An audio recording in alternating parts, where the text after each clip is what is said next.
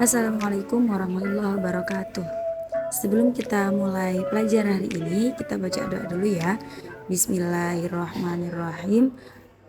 Rabbishrah li sadri wa yassir li amri wahlul 'uqdatam min lisani yafqahu qawli.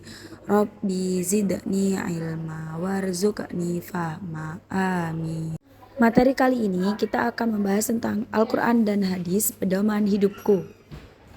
Dimulai dari pengertian Al-Quran sendiri. Kata Al-Quran berasal dari kata kerja qoro'a yang berarti membaca, dan kata dasarnya adalah Qur'anan yang berarti bacaan.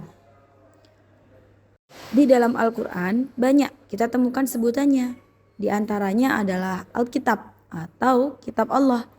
Dapat kita temukan dalam Quran surat Al-Baqarah ayat 2. Bismillahirrahmanirrahim.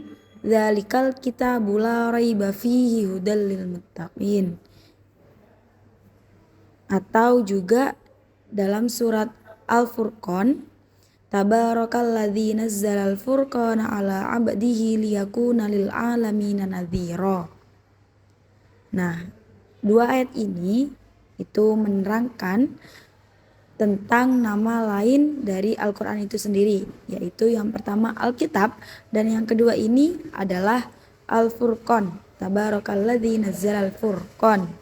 Yang dimaksud Furqan di sini adalah Al-Quran itu sendiri. Fungsi dari Al-Quran. Fungsi Al-Quran dalam Islam ada 4. Yang pertama yaitu sebagai sumber ajaran atau hukum Islam yang utama. Yang kedua, sebagai konfirmasi dan informasi terhadap hal-hal yang tidak dapat diketahui oleh akal.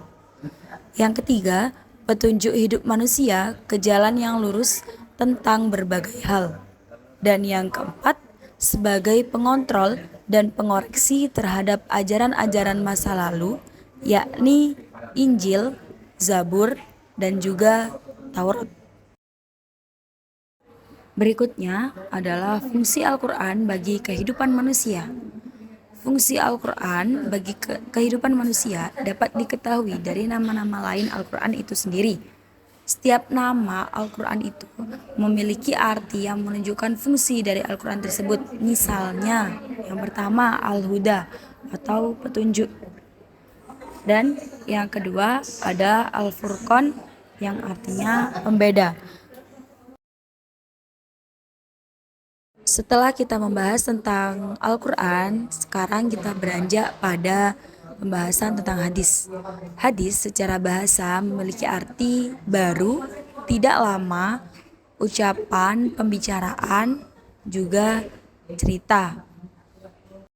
Sedangkan hadis menurut para ulama merupakan sinonim dari sunnah, yaitu setiap sesuatu yang diriwayatkan atau dinisbahkan kepada diri Rasulullah SAW, baik berupa perkataan, perbuatan, dan penetapan sifat atau perjalanan Nabi, baik sebelum atau sesudah diutus menjadi Rasul.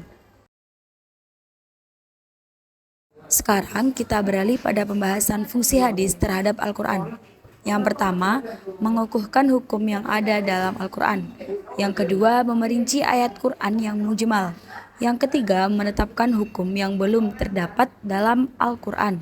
Dan yang keempat, membatasi keumuman ayat Al-Quran. Fungsi Al-Quran dan hadis dalam Islam. Yang pertama, Al-Quran merupakan kitab suci terakhir yang diturunkan oleh Allah Subhanahu wa Ta'ala. Nah, kitab Al-Quran sebagai penyempurna dari kitab-kitab Allah yang pernah diturunkan sebelumnya, yakni kitab Zabur, kitab Taurat, dan juga kitab Injil. Kemudian, sebagai sumber hukum pertama dan utama dalam Islam. Kemudian, hadis merupakan sumber hukum kedua ajaran Islam setelah Al-Quran. Dan yang terakhir, hadis merupakan rujukan umat Islam dalam memahami syariat.